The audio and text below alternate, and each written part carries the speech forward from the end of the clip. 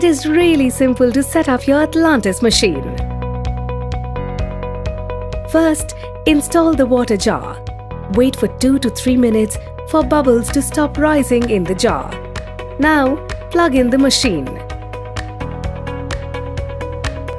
and turn on the switch behind the front door. The machine will display "Please wait, heating." Wait for this to change to "Make your choice before dispensing." Fill the canisters with correct ingredients and return them to their correct position. Your machine is now ready to dispense. Just press the button of your chosen beverage.